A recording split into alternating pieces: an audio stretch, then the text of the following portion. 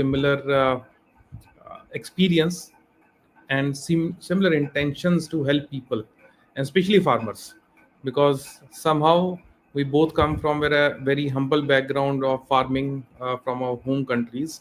And we have seen I've seen my one generation going into farming, other leaving it, and then another getting into it.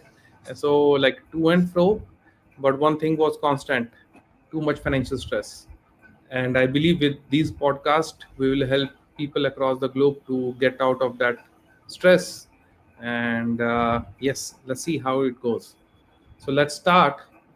Rico, what we got today, what we are showing people, what we are telling them. Yeah, that's awesome. And then I just want to add that, yeah, my prayers go to all you guys over there, farmers. Yeah, we were just discussing how many people there were last night Hmm. on the call, and it was one point when you said 1.7 billion people. I was like, and then you told me that the government had to fast them for a while. I mean, that's amazing. I mean, like, what what a collaboration to of use of resources, right? And Yeah. but now hearing this flooding, I mean, obviously it's not a great experience, but everything that happens for a reason, and it just makes the country stronger too. Because Exactly. that's what we talked about too. It was like the war, how it brings everybody together, and everybody has a purpose, and so Yeah. that hasn't happened so far in first countries, but third world and second countries comes about, and we don't know the struggles that we have, that you have as well, because you're probably facing it too, and you're seeing it firsthand, right? Hmm. Yeah. Hmm. So yeah, all my prayers to you guys. Thank So let's start with the show. Why is the land biggest decision, and what first are the mistakes that most common farmers make? What is the number one thing you wish you knew before you buying land? Hmm. You go first. You're a real estate guy. Why not? Okay. Nobody can do better Yeah. than this. Oh gosh. Well, it was topography is one of them. Where the land sits, if it's flat, hilly. Hmm. Um, Here in BC, we have in the Okanagan, especially because we're in the desert. There Hmm. in the winter time, there's the so-called frost pockets. I don't Mm-hmm. know if you get similar patterns over Yeah. there in India, but the Yeah. frost pockets are really harsh on the plant. Is in the winter as well. Even a lot of people think that they go dormant, but actually Hmm. plants still have energy left in the roots. So it's as Okay. far as the frost penetrates is where they get affected, right? So the older the trees are, the more chances are that the tree will survive the frost. But for Hmm. starting off, as we all do with a farm and we start planting, um, that frost pocket location is very critical, Hmm. as of an experience that I had as well. Hmm. My other big one for land, I know it doesn't have to do with land, but it's also water. Where does the water sit? Hmm. Whereas again, it's connected to the topography of the land, but it's still like an important issue, because if you don't have water, you can't grow crops, right? So everything is affected on that level too, and it's something that, when you go buy land, a lot of people buy emotionally, right? Yeah. Especially in real estate. But Yeah. when you're starting a farm, it's definitely a different story, because you have to look at the variables, and you have to create a farm that is profitable.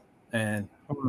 it's the name of the game. And then, soil structure, it's another big one, right? Hmm. And Yeah. we talked about it yesterday too, is the fact that if soil is being eroded and being over acidified by chemical usage, well, Yeah. then you're buying bunk land, right, so to Yeah. speak. Absolutely. Sorry for use that term. Mhm. And then you have to know the plant species that thrive in that area. That brings me to the story that when we first bought our farm, we came from Vancouver, which is a very alluvial climate, plenty of Yep. water, and we came to an arid climate, which is very low humidity. And what Mm-hmm. we thought, we're looking at soil erosion, and soil erosion, one of the things that erodes soils is the wind. So it's Mm. very windy in the valley, especially a north to south wind. Mm-hmm. And so we're like planning and we strategize and we're like, oh, we're gonna build a windbreaker. Here we go. We're Mm-hmm. gonna go buy some cedar trees, and we're gonna plant them all across the north side of the land, and we're gonna protect ourselves. And then we got it. We got loads. I got a load straight from a farm in Chilliwack, so I transported them 3 hours away, put in the work. We planted them spaced out at 10 feet away, and then all of a sudden I'm like, oh shoot, I gotta water these. And then it was like water them every day. Sometimes when it got to like 35 degrees, I had to water them Twice a day. 35 twice a day.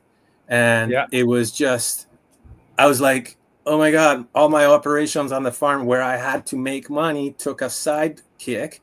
And then I got caught and I just watched them not burn, but literally dry up Dry up. into little Yeah. stick. And so as financial planning is key, so is farm planning. Having a plan of how to execute it, to find out the times, and to not make mistakes because they're costly and they're Yeah. lessons that you're gonna remember for the rest of your life. But But but not they're everyone is lucky like you, who is who is hardworking and who got you know a lot of energy to go through all these dark sides and then rebounds back and then become like doing so many things and like be successful. Not everyone is like that, especially in India. There's like so much lack of technology, opportunities, resources. If some one of the farmers make mistake like this in India, he's gone. yeah. Like he's under that moment. That's it. One mistake, he's gone. Well, I gotta say that I was lucky that I saved from my previous contracting job. I saved in RSPs, and Mm-hmm. I was able to tap into that funds and learn my lesson. I took it as like my father-in-law taught me. These are all lessons, and in some other way, you always have to pay for them. Yeah, And awesome. if it was out of my pocket, or if I went to university for farming, I'm still paying, right? So Yeah, one way or it's other just way. yeah, there's only a way. So I'm like, okay, it's not so much of a loss, right? Like it's how you change your perspective and how you see things, right? Like you can Yeah, look at it as a loss, or you can look at it as a gain and a lesson, and then you yeah, move on. And that's what I learned in life. Just stay positive. These are all lessons, and there's a reason for everything, right? So yeah. makes sense. How about you? How what Oh, lessons and stories you have about land? so in India, since we are the oldest civilization in the world, living civilization in the world, I'm just letting everyone know on our podcast. You're India is proud of the it? oldest, and I'm proud of it. Yeah. It has some good things, some bad things, but those said we'll discuss later on. But in India, land ownership is directly linked to the family legacy. Most of the big farmers got land from their forefathers and fathers. That's how it came to them. But not everyone is lucky. And the second thing, like because of the population you mentioned, the land holding is very small right now. So it goes every day. Like someone sells it, someone buys it. So while someone is buying land, it is no doubt it is the biggest decision, because it is the highest capital for farming you require to start as a new farmer. That's why we took this topic. Hmm. But like there's sometimes people make a lot of mistakes in India. In India, the problems are like pretty much similar like there, like soil quality, like I mentioned you, like if soil is eroded, uh, there's no good topsoil. They have to spend like they have to change everything. They have to wait for 1 or 2 years just to maintain that bio levels of the farm or the topsoil, which supports the growth of plants. Second thing, like irrigation is one big problem in India. You need to have bore wells, but water levels are pretty down, so sometimes even having a bore well is not helping. So having a proper irrigation channel across the farm is another key point which farmers should be looking while leasing or buying the property. If for us, like we are into dairy farming, they need to see that how is the feed access to them, like how is the land nearby, or is it fertile enough to give you feed for your cows, or you have to buy it from somewhere. If you're buying from somewhere, and again, it's very costly, it's not It's a easy huge loss. buying Yeah. and transporting, and it's not fresh. Again, the health of the animals, Yeah. second part. Next one is like That's illegal selling. that's that's huge. That's huge. That's Yeah. that's huge, especially in milking. The health of the animal is It's number one, right? To yeah. keep them, yeah, going and strong. Biggest issue is basically having illegal land purchases. So in India, they Oh, forge documents sometime, they sell you something, and after maybe year or 2 year, the real owner shows up and he say, "Oh, you're on my land. Oh no, no, this is my land. I paid for this." No, the third person is gone. He's like he took money. He's in new city. You can't find him, and then both the parties are into some legal application. For a farmer, it is like very disheartening, giving up all his savings and then finding all these issues. Then one big problem is land leveling. If your land is not level, you can't plow it with your farm equipment like tractor, or like in still in India, they use bulls to plow their farms. wow, It's still that's there. cool. I know you are remembering those 16th century of Italy. Yeah, No, it is still there in India. Like I still, we are the oldest, and we are still the oldest. And and so that when is you hard don't, work. That is yeah, hard when you work. don't level up, now we have big machines like JCB. We were able to do it. That happened with the dairy land we had. Like first 5 6 years, we have to level it, but it costed a lot, Yeah. because it's a specialized job to level the land. And sometimes you are stuck, why? Your farm is in between or with other farms, and they don't allow a machine to run over their farms, so you Oh, can't do anything. access, access. Yes, the That's another accessibility. important thing. That's the Yeah, important thing that yeah, I was about to say. Next thing, sometimes people buy far off in some lands, and they do it far from their home, and they're not able to manage it or have a look for their farm. Second thing, if they have produced, how to transport it to the main city. Again, the cost of transportation increases.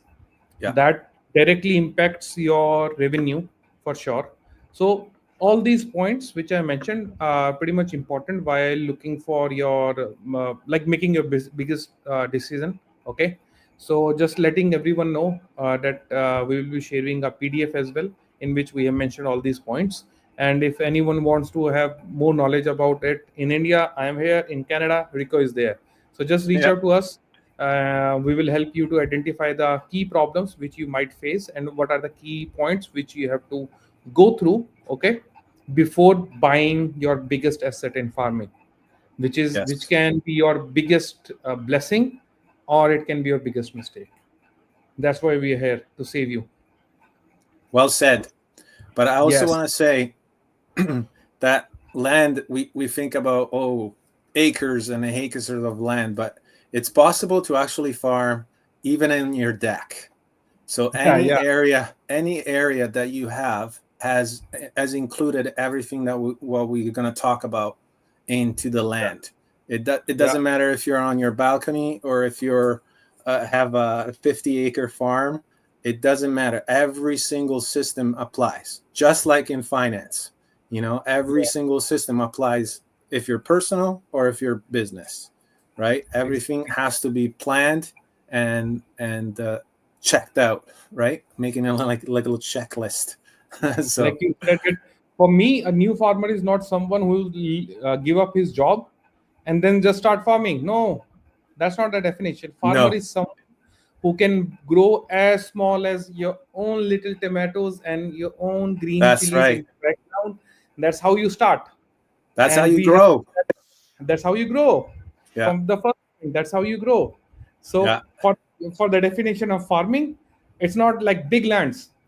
And like I see some very young people on our podcast, just letting everyone know, the biggest skill in on the earth is to grow your own food. If you 100%. can't do it, if you can't do it, it is like you are not skillful to basically survive on your own. That's very That's right. simple. If you don't Independence and freedom, right? Freedom. yeah, just for the food, just for the food. Just I'm for not the saying freedom. we are Yeah. we are social animals. We have to live in a system, okay? But growing your own food is so important. That's why, like, being a new farmer doesn't mean you have to start crazy. You can just start with your deck, like he said, or maybe a uh, small garden on which a portion can be dedicated just for your little tomatoes, cherries, potatoes, anything which you want to grow. You are a farmer. That's Yes. it. You are a You're a farmer. farmer. You are. That's what it, and that's a good transition point for our next one, which is Yeah. buying versus leasing land. Yeah. Um, I don't know too much about India, but I hope you can explain it a little bit. But Mm-hmm. what is the cost? Like you mentioned it before too, that there's a high cost involved when you're buying, and so that brings the question: is like, is it buying better or is it leasing better land? You can Uh, start with this one. so for us, when we started our dairy farm, we leased it out, basically, because the farm land cost nearby the cities are pretty expensive because of the commercializing happening. Yeah. So now farmers are not looking at their lands as like their motherland, but they are selling it off to get some good money. Some smart farmers are getting like big patches of land up in interior, while other people are just selling them off and then giving up their farming, moving to cities, buying some, doing some investments. So for us, when we started, because we had already other huge investments lined up, like getting cows, getting farm equipments, because we were starting from scratch, building all the shed and everything, we went for leasing. And it was a pretty good decision for us. Pretty Right. good decision. Right. Because we saved some, because first 3 years we struggled a lot in terms of finances. It was a teamwork of me, my brother, and my father. I was the Yeah. marketing and the planning guy. My father was financer, which is the biggest one. My brother was doing all the hard work with like all the blue collared people and then making connections. So first 3 4 years we struggled a lot with cash flow because we were not we started our dairy farm with small cows, like young born cows. We didn't started with the milking cows because we didn't found the pure breed of Indian indigenous cows, which call A2 milk. So first 3 years since we were leasing, we had a lot of money saved up for our operation cost. This saved us big time. Right. Yeah. And now when we say, oh, you have to own it, owning has its own good points, okay?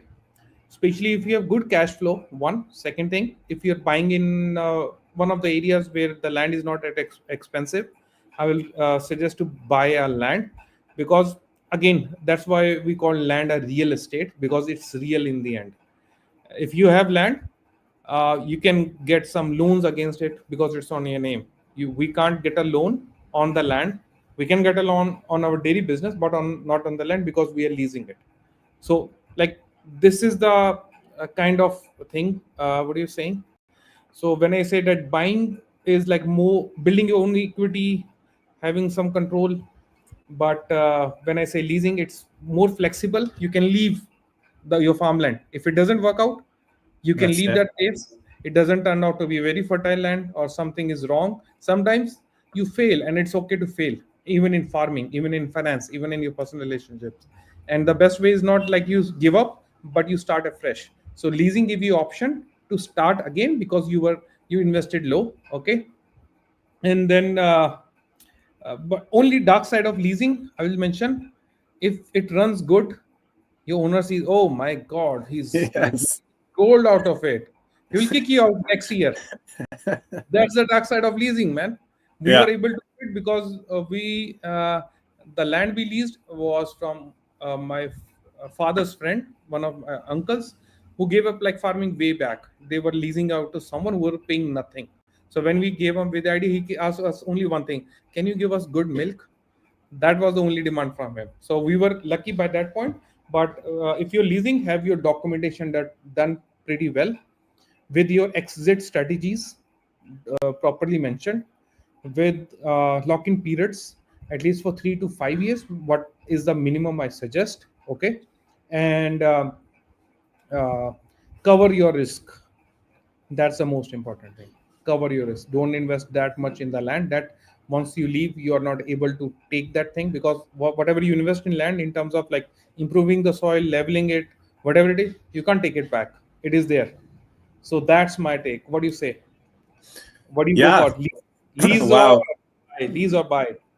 That's excellent points. Yeah, I might add, just because we're in a colder climate, being up in Canada, so we have a longer winter season. I don't know how it compares to you guys over there, but Hmm. here there's the one major problem.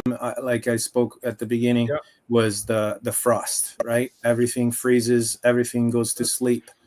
But Yep. and so the land as well has to take, which is sometimes is beneficial to take that rest, because over exploiting the land will cost in the long run in production. But yeah, but there's ways that you have to come up with strategic ways to keep your finances going over the winter, right? Yeah. And that affects, where you buy land too. Hmm. The proximity, like what you spoke about, is the proximity to the city. See, there's two things. If you make a product and then you have to ship it, what is the cost involved in that, right? So, like, Yep. I had a farm in Oliver, and I was about a 45 minutes drive to the nearest density city. Hmm. So Yep. to me, I had to transport the food that I grow 45 minutes there and then 45 minutes back. So that's Hmm. an hour and a half that I have to include in my cost.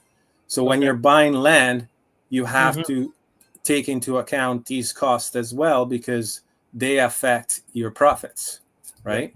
Big time. And that's another thing that that I didn't realize. I was like, oh, this is cheap land, I'm just going to buy it here, right? And I went with the emotion. Obviously I didn't know what I know now, and starting off, and then going what you said. I mean, you made great points about the comparison about buying and leasing. With buying, yeah, you're getting this high cost, but you have full control. So it's like, it's, if you know what you're doing and you have the proper plan, probably buying is the best solution, because you are building your equity with paying off your mortgage or loan, whatever you have on the land Yeah. itself. So Hmm. you're building your finances for the future, and you're sort of proofing, you're weatherproofing your farm. With Hmm. leasing, again, like you said, it's low startup cost, it's easy, and especially it's good if you were to start off. Like, if I had to do it again, I would probably lease and do what you guys did, Yeah. because it's just the lessons are, there's a gap in between the learning curve and then the actual making profits in a business and launching the business. And that's, everybody struggles the first 2 to 5 years, right? Any Yeah. business, it doesn't matter if it's real estate, if it's finances, if it's contracting. Your name got to get out there, you got to learn as you go. It's like, again, building the plane as you fly, right? So Yeah. you're learning to fly, you're learning to all the aspects about, and hats off to farmers. Like you Yeah. said, you got to have a financer, you got to have a marketer, you got to have, like, the knowledge base, and you got to have the skills. You have to have everything together in order to continue and be successful. And Just because like it's any business. Just like any business. just like any business, right? But Exactly. but it is so essential, because if you don't eat, you don't continue on, right? It's like that game over kind of thing. I would I would like to add something here. I Yeah. came up with these ratios. Let's say someone has like $100 to start their business, or let's say they're farming. They started to farm. The best way is to keep the cost of the land less than 30%. Keep it less than 30%.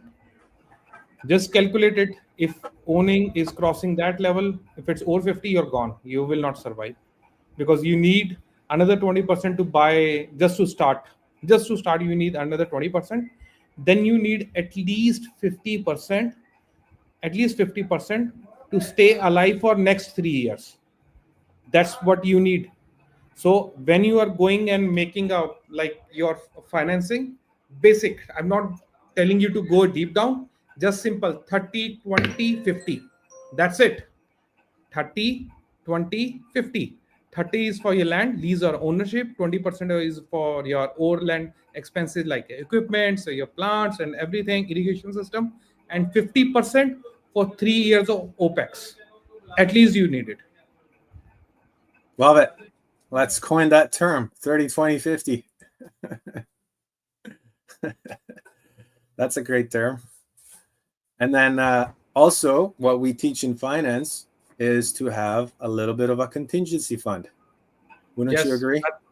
Yeah, man, that's what I said. 50%. We'll have a separate session for like emergency funds and everything, like Yeah, we said. But that's like the what we ratio. teach. Just keep in mind for their farming. Let's. What's next, Rico? What we're discussing?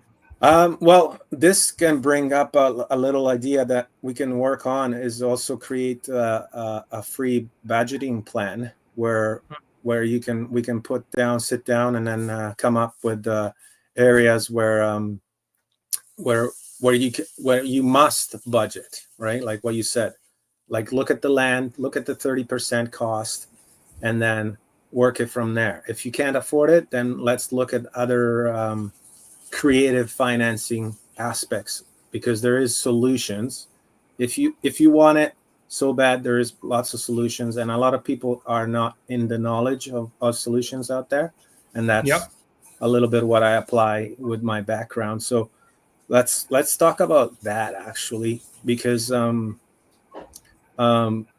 like I don't know what's over there for leasing. Like what you talked about before was like, I lease your land and I trade you milk. That's beautiful. I mean, That's one of the cases. It's not that everything. can't get any better, because you're not paying Yeah. taxes, you're not paying any fees.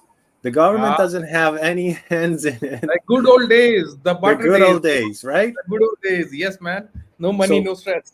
right there, you just shared a great point, because it's like, become creative, like creative financing. It doesn't have to involve money. It can Yeah. just involve old time, techniques, right? And then one of them is, how about I share my products, right? So in the back 15 years ago, when we first started farming, in Vancouver, there was a huge movement about people coming to big houses, big yards, right? And they were all planted in grass, right? And these people would just knock on the door and be like, hey, can I turn your front yard into like a luscious green space, and I can give you like fruits and vegetables, all you want, all your family needs. All I want is your permission to do so. And then some people would say, no, I like my yard green. But some people were saying yes. And what a beautiful way to start. Free of charge. All you have to do is, like, you already got your 30% covered, right? And now your 20% operating cost, And then front yards is like a great start. Like all you have to do is just buy the seeds. Yeah. And hopefully they will supply the water. You don't want to transport water too far, but Yeah. it could That's one way. happen. That's Or one or way. you could recycle the water, especially in Vancouver. You can put a rain barrel. That's what a lot of people were doing, because Yes. rainwater is a lot better than municipal water. Because Yes. let's not talk about municipal water. Maybe that's another one. We'll do another podcast about water and the Live. importance We of. can't talk about it. It's live. We can't talk about it. That's right. Yeah. We're live. Yeah. But there's also other ways of being able to finance. In real estate. We have like vendor take-back mortgages. So Yeah. you create a mortgage with the landowner, because guess what? They posted it online. They want to sell. So you can go there if they haven't had, and this is a great time to do so, because it's a buyer's market. So there's that kind of leverage. I mean, obviously there's a little bit of risk involved for the seller, but it's okay to just ask. You know, like it's simple. It's just like knocking on doors. Just knock on the farmer's door and be like, "Hey, I see you got this land. You're not using it. Do you want to buy it? I don't have money right now, but I'm gonna farm it. I'm gonna pay you a mortgage monthly or yearly, whatever you can arrange, right? Or there's an option, rent to own. How about I pay you a little bit higher for the rent, but with the prospect of buying it in the next 2 3 years? If you did that, then when you have the land fertile, then you're not losing on the lease and you have control still.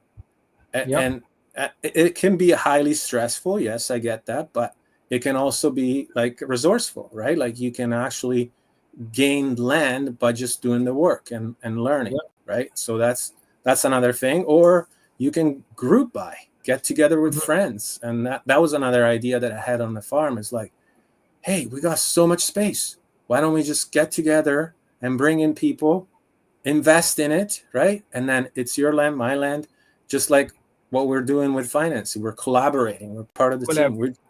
We just want to grow, right? So Yeah. what do you have to say? What ideas are out there too? Because this is a So mastermind as well. I will give you a story of from where you started about those grasslands. Yeah. That was the one way that capitalist economies started to wipe off your gardens, was to tell people that the ones who just have grass in front of their home are rich people. That's the idea they started, man. Yeah. And that's how you see, if like the bigger the house, they have the bigger empty areas. They just want to Yeah. show off that we don't need to grow anything because we are rich. Mm-hmm. But it was one of the ways to kill the farming from very its own point, where from the people, by distinguishing that farmers are poor. If you do farming, you're poor. If you have empty grassland, just grass on it, you're rich. So that was it. Was I read it somewhere? So one of my so many readings, that was one of. For us, there are so many ways to raise capital, to buy or like to start your farming. Okay, one is like having agricultural loans. So we have NABARD. It is a kind of rural banking system launched by central government to support farmers, wherein you can go and apply for agriculture loans and you get it. I personally like this one rather than buying taking loan. The one of the ways you suggested from the lenders, because the lenders terms can change anytime, their rates can change anytime, they are pretty higher interest rates. But the NABARD is one of the government bodies which has pretty low rates for farmers, and that's one way to get agriculture loan. Second is like we called it Kisan credit card, KCC. So Kisan, can you name it? Kisan, not the Kisan. song. Kisan. Kisan. Kisan is the Indian word for your farming. Is something ringing? Sorry. Yeah. Okay. I like, oh my God, some Ricardo bell starting ringing. Kisan word.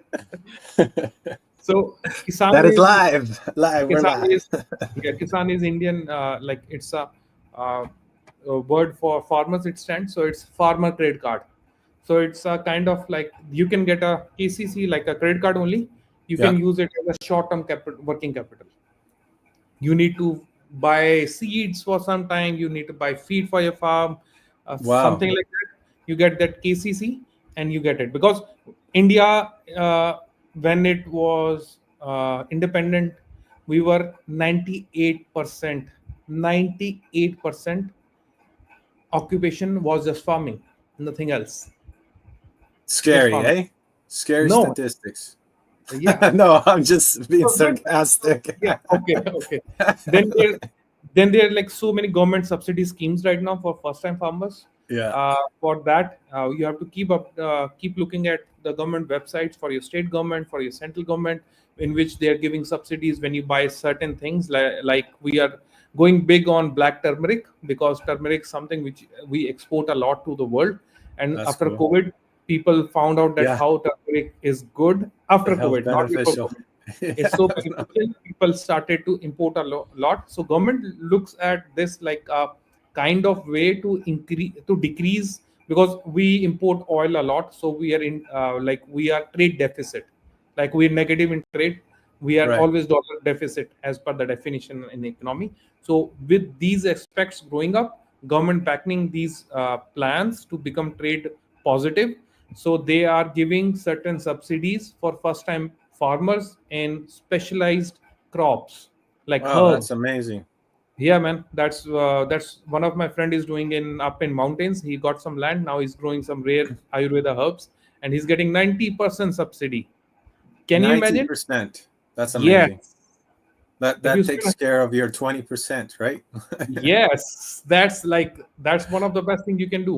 And Huh. then since India got so many bright minds, so we came up with certain modern approaches. So I will let our uh, audience know that we have crowdfunding platforms as well for agriculture fundraising. Ooh, that's a good Crowdfunding. one. Wow, that's a good one. but That's a really good but one. the only thing is that you have to be creative, because it is like kind of like VCs are sitting there. There's some good VCs also.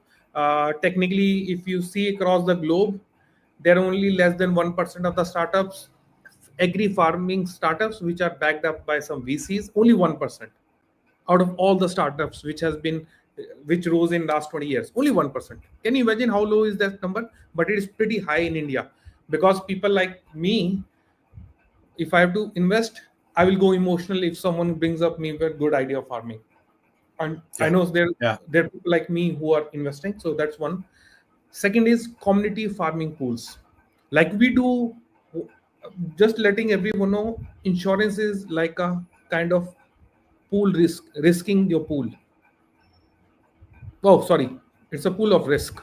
Same goes for community farming pools, where several farmers pool their funds to buy large parcels, like large pieces of land. That's what you're saying.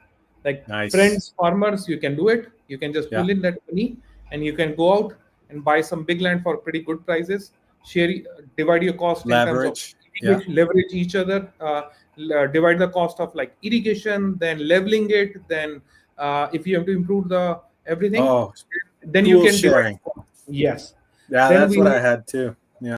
yeah, then we have CSR initiatives by some of the big companies like Tata in India. Tata is one such big company. It's here since 1860 and one of the oldest, and one of the companies I really, really admire because of their vouch to help to give back to society. One way they're investing, giving back is through their corporate social responsible partnerships with certain farming groups, which further help incubators, kind of incubators for farmer, which they invest in sustainable agriculture projects.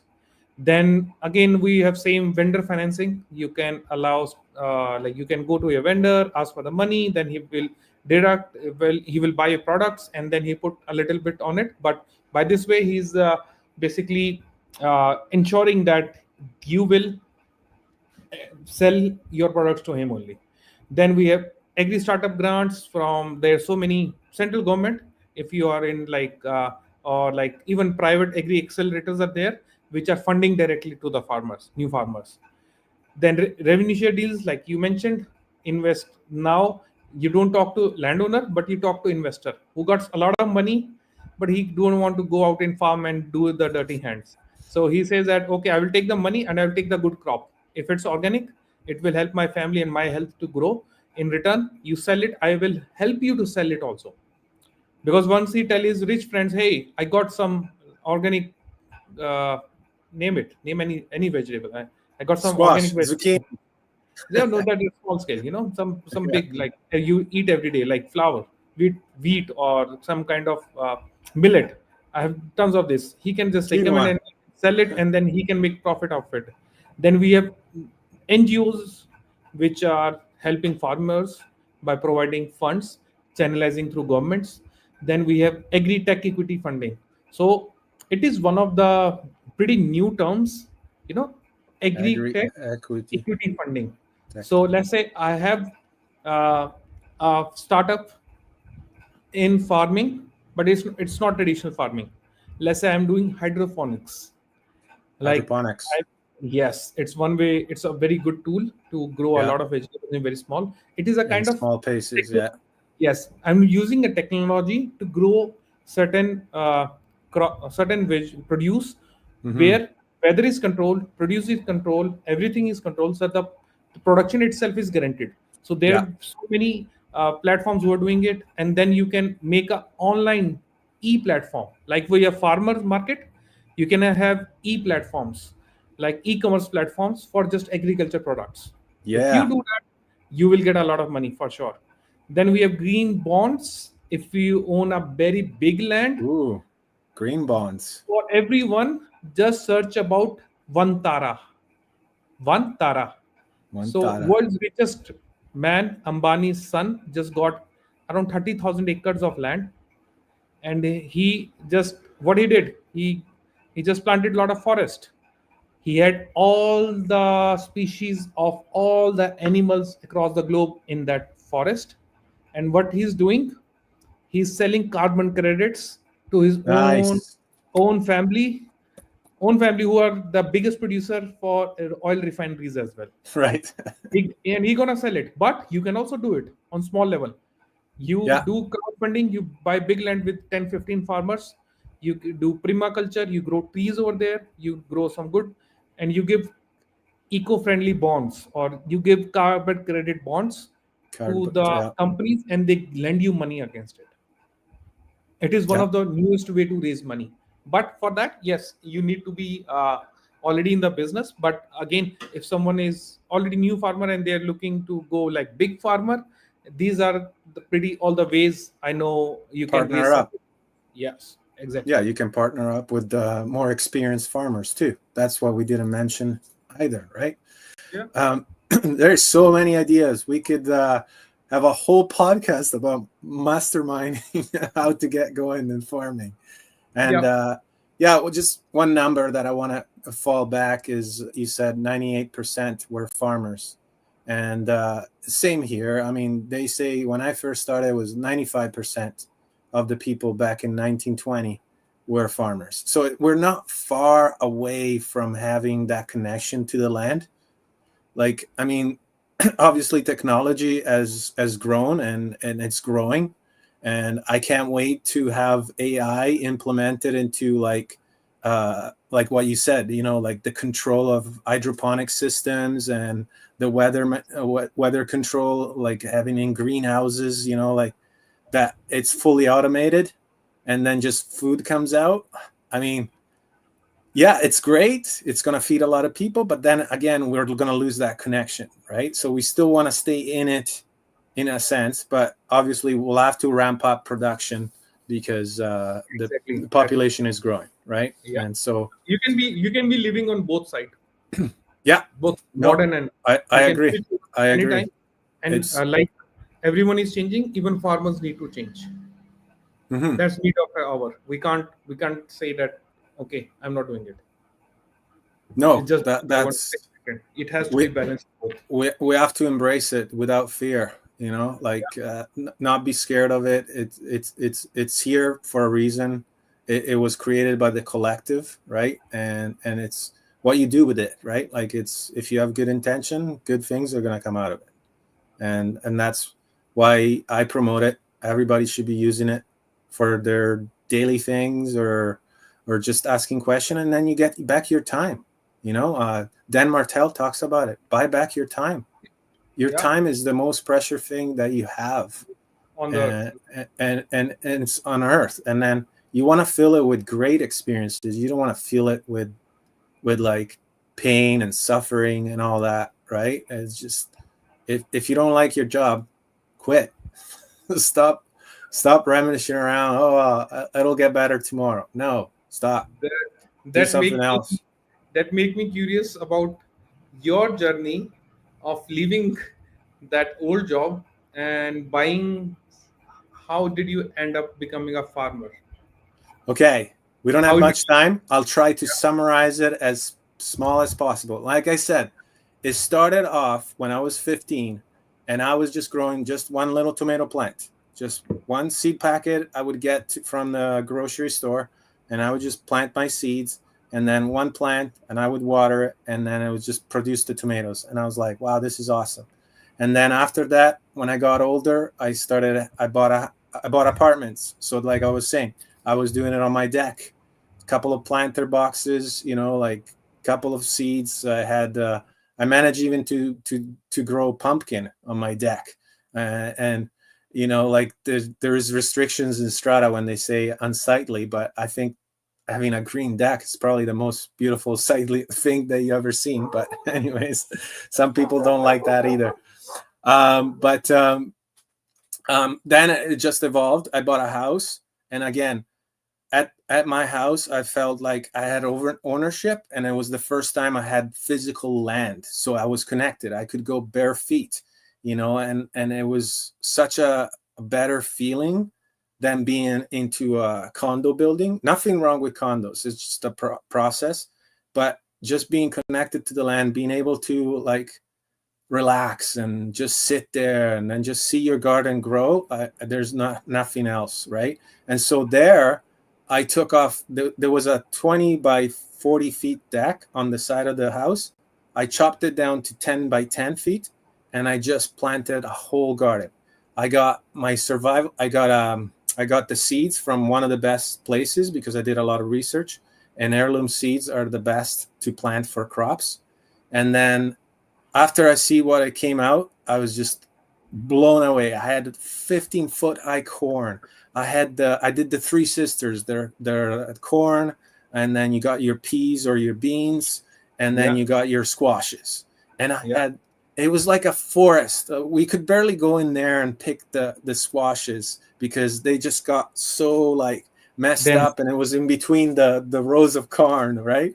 And the corn was like way up there. So it was just, I never felt so free to know that the food came like what the food came from the land that I had. So then I just decided one day we were sitting, me and my wife looked at each other and was like, let's buy land. Let's go and buy a farm. Okay. And then we just said, okay. And we were like that. We were just like so outgoing and just no thought about it. No procrastination. We just took off that weekend, and we actually went to the Okanagan, and that's where the story goes. I'm gonna finish it there because we're probably running out of time and stuff. But that's how it's all started, and never looked back. I think that was one of the best decisions that I ever made. But obviously, I learned a lot. Like Awesome. what we did here today. Awesome. So, but yeah, how about yourself? You just got in because of the family, or? So for us, we already owned a farmland back in our village, but we moved to city when I was pretty young. Like when I was born in village, but when I was 3 or 4, I was already in city. So we never farmed our land. So we leased it out. So our idea, my father was into contracting for all those years. Then when he gave up contracting, I completed my masters in business. I was about to start actually. Then we came up idea, let's do something. Then we started looking for like what we should do nearby, not conventional, but do for greater cause. Then we started with the idea of organic milk. But instead of buying land, we decided to go for land, leasing the land, because for us cattle was first priority, land was the second. Other was like uh, it was kind of off when people asked, "Did you own your farmland?" I said no. But, oh, you don't own it. Like, why I need to own it? I can acquire. Like, I have pretty good house with good value in my city. Like it is over like or million as per Indian. That's the land value. But farmland value is not that much. Like, okay, I own this one, but I don't need to. So that was they do. But during those years when I started interacting with a lot of farmers, since it was a habit for me, my father, my grandfather, and my brother to help people out. So they used to come out with a lot of things, and most of the things were like land disputes. Someone took over the land because they were like simple farmers. Some goon took over. We have to help them.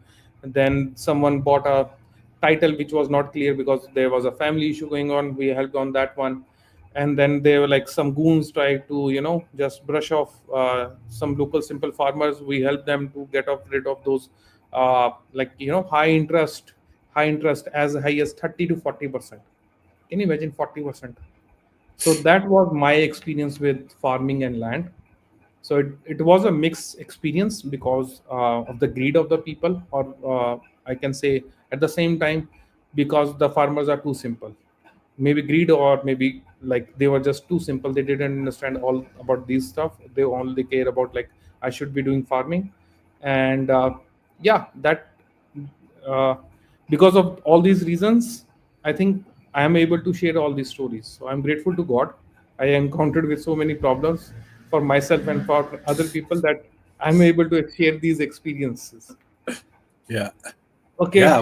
Well, let's make that a takeaway then. Yep. Um, like just before you fall in love with something, just make honest research, and then you can fall in love. I think, but start falling in love with the land and using it and producing food. I would Yep. say just just start small.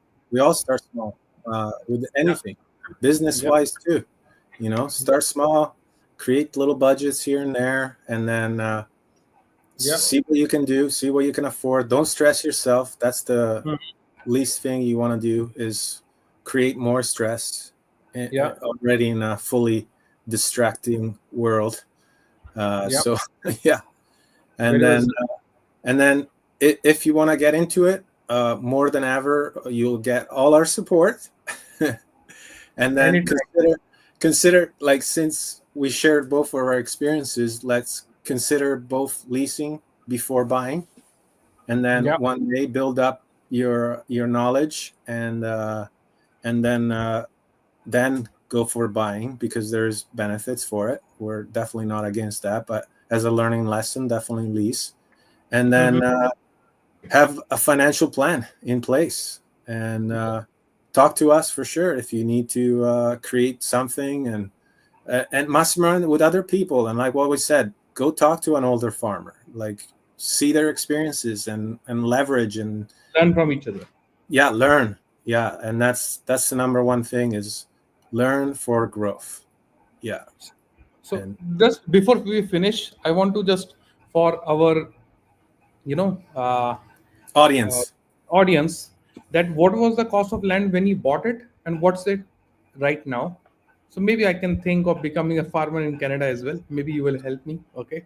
But I want to know about the land cost and everyone. Then I will share for my country and my state as well, particularly my state, not going in Punjab or like everywhere. I will talk about Haryana. So Yeah. what's the when you bought, what was the rate and what's the rate uh, now? i Headly like bought area. I bought that's a great question. Yeah, and that comes also to see the foresight of what happens in the future.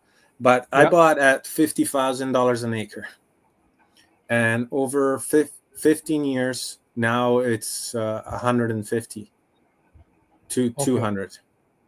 Oh wow. Depends, again, depends on On the land. how much you beautify the land, right? Like, if you put energy into it, and you have luscious greens and vegetables, and you have a producing farm, like either fruit trees or ground crops, or you have animals and chickens and goats and everything like that, then it's a different value, right?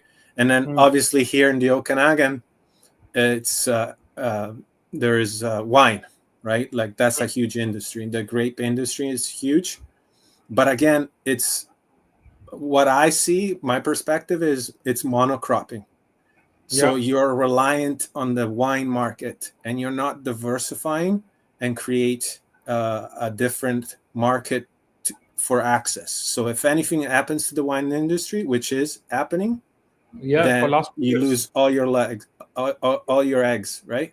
And Yeah. then that, in a sense, also is is so risky and so highly upfront cost, with the Hmm. trellising, the irrigation, the plants, and then the wait. Talk about waiting 3 years after you invested 150,000 Hmm. just in infrastructure alone, right? Yeah. So that takes huge funding. Obviously, there is huge funding for that. There's vineyards and financing, government incentives, like what we spoke about. But yeah, definitely, that's one of my key takeaways. And look at it as an investment. It's always going to grow. Hmm. If you look at 10 years off, right? It's always going up. Land value is going up because it produces food. And then Yep. that's why the cost varies over time. If you did good with the land, well, it's going Yep. to face good financially, right? Yep. And that's the only way you can build a legacy with real estate. I see it, right? Yeah. Or maybe Got with finance too. it. Got it. Yeah. Very well said. Hmm. I can be a farmer. I can see it. I can be easily farmer because in here, if you want to buy a farmland near a city, it is over $1 million right now per acre in India. Can you imagine over a million? And the average for like Haryana or like interior, like far off in some village, is around pretty much same. What you told me, it's like 100,000 Canadian dollars, like 60 like INR, up to like 1.5. It's pretty much same. So I'm amazed. And if I see the value of the produce is not same over there, Yes. you earn in dollars, we earn in INR. The land cost is same, no doubt. Chalo, like I will say that labor cost or like the other costs are pretty low for us. But if I compare the biggest investment, it's same for India and Canada right now for my state. So how a farmer will survive after buying the land? Because what he will be selling is like nothing. It's pennies as per compared to Canadian dollars. What a farmer is getting. That's why there the gap is always increasing, and that's why a lot of people are giving up farming. Yeah. So, Yeah. with closing notes for this podcast from my side, I will always vouch for leasing first as a new farmer. I will go for unconventional produce. We are like organic farming, like export quality. I will dig into not in my pockets, but into government subsidies. I will spend more time in agriculture offices like horticulture, agriculture, talking to these officers, going and trying to apply for those fundings. Then, when it comes to raising fund, like India has so many ways to do it. If any one of your family member is struggling right now, give them my phone number. I will help them out for sure. Okay. And then for financial planning aspect, always like Ricardo says, don't be emotional, do your calculations, and do the calculation till the point where you buy the land, and in your head you are selling your crop. Include every each and everything. Don't make the mistakes what my parents or my uncles did or what Rico did initially. And that's my final take. What about you, Rico? Um, yeah, you summarized it properly. It's plan, proper preparations is proper planning, right? So you got to be prepared. And like, I am also a big pusher of leasing land because it gives you the experience. And then on that big experience, just like any business, you build confidence. And after you have confidence, you have consistency. And with consistency comes funds. And you're going to market yourself. People are going to rave about your products and you don't even have to sell them at some point. I had my vegetable stand that at first, you gotta be like, oh, you gotta try this, you gotta try this way, you gotta cook it, you gotta come up with recipes. After 2 years, I was like, I didn't know, I was just like this. I had farmers market was just opening, and then I was like, everybody came, and you would sell out because you grow good products. So that's my takeaway. Just grow and learn, grow and learn.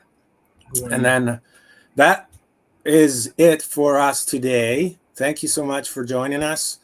And sorry we couldn't go to the comments and questions, but you're there. We're just at the beginning. Our next episode is going to be about budgets and barns.